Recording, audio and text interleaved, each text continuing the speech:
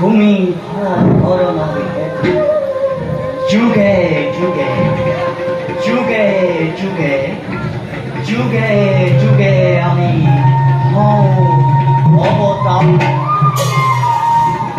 মৈত্র রত্নারাজ্যের রজা বিজয় সিংহ আর তেওঁৰ পত্নী সহ পুত্ৰ আমাৰ পৰম ভক্ত কিন্তু কিন্তু তেওঁৰ দ্বিতীয় পত্নীর পুত্র রঞ্জিত মহা তেওঁ নিষ্কর্ম ফল নিজে আমি আমার দুই ভক্তকে এবার ভক্তি পরীক্ষা করি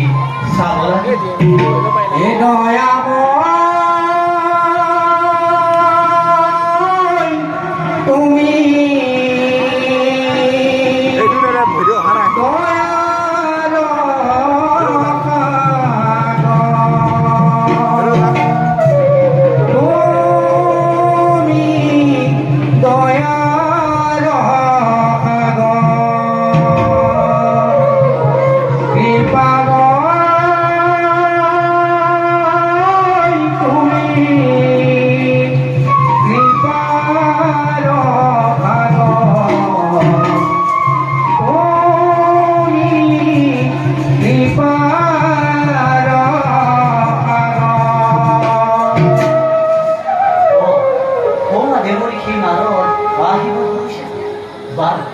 আমি এই কার্য দেবঋষি নারদর বতুয়াই সমাপন করিব না।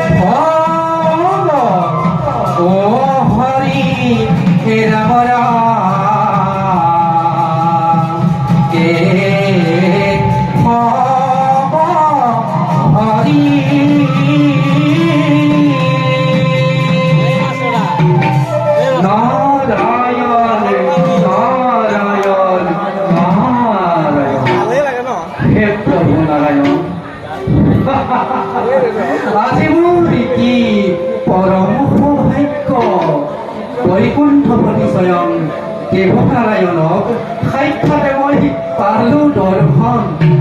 হে প্ৰভু কমলোচন, তুমি অনন্ত, তুমি অসীম, তুমি করুণাময়ী। এ মোর প্রাণ গোপাল,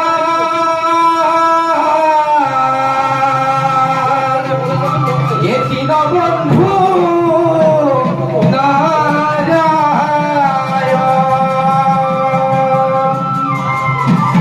হে প্রভু কমলোচন, আজি ধন্য এই নিষ্কিনি নাৰদৰ তোমাৰ দুখনি চৰণ দৰ্শনে পায় এই শত সহস্ৰপতি নাৰদৰ প্ৰণিপাত কৰিব গ্ৰহণ।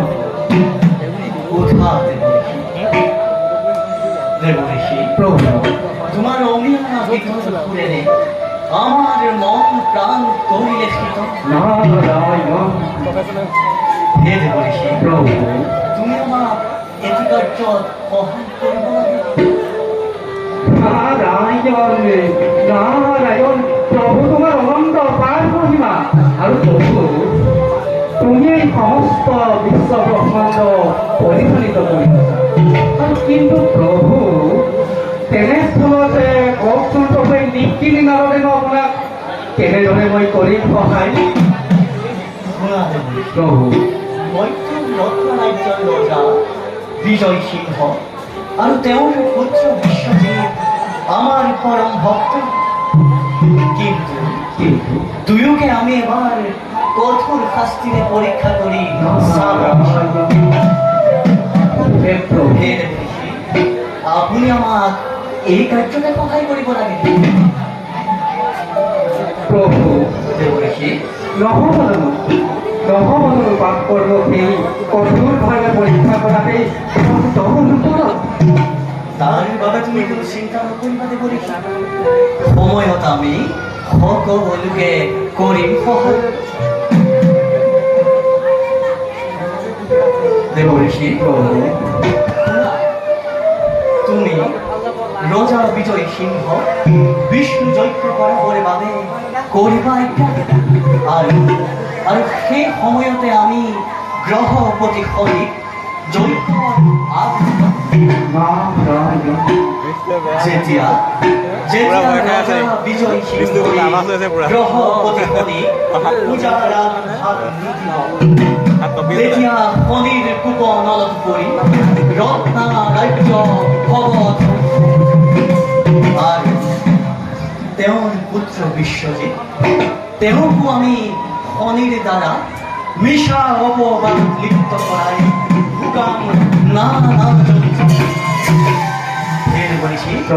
গতিকে তুমি পলন্দ কৰি নিষ্কৰ্তব্য ভাল প্ৰভু তবু আজ্ঞা ঘিৰে লৈ এই নিকিনি নাৰদেৱে মাগিছো বিলাই। হে হৰি হে নাৰায়ণ, হৰি হে নাৰায়ণ।